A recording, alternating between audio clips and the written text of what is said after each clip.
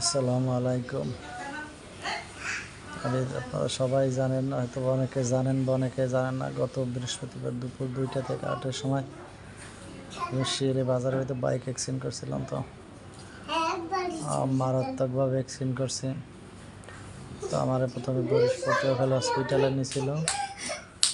তো সেখান থেকে আলট্রাসাউন্ড করার পরে বরিশাল রেফার করছে। তো আমি এখন বরিশালে আছি। তো 4 দিন বরিশাল ইসলামী হসপিটালে ছিলাম। তো আমার সেখানে অপারেশন হয়েছে। আমার একটা অনেক গুরুত্বপূর্ণ অপারেশন হয়েছে। ডাইনাতে ব্যথা পাইছে এবং একটা অপারেশন লাগছে। এখানে মানে আঘাতের ব্লাড জমে গেছিলো। এটা যদি ব্লাডটা না সারাইতো তাইলে হইতো পরে সমস্যা হইতো। তো অপারেশন করছি। তো আলহামদুলিল্লাহ মোটামুটি সুস্থ। তো এখনও পুরোপুরি সুস্থ, হাঁটতে পারি না। তো আমি দেখছি, আমি মোবাইল ততদিন হাতে নিতে পারিনি অসুস্থতার কারণে। গতকালকে থেকে নিয়েছি এবং দেখছি আলহামদুলিল্লাহ।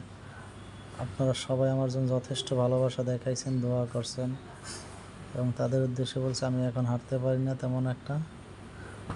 আপনারা সবাই আমার জন্য আরও দোয়া করবেন।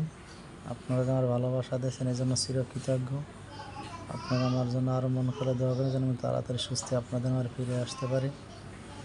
এখন আমার কথা বলতেও কষ্ট হয়, বেশি কিছু বললাম না। আপনারা সবাই আমার জন্য দোয়া করবেন যেন আমি খুব তাড়াতাড়ি সুস্থ হতে পারি।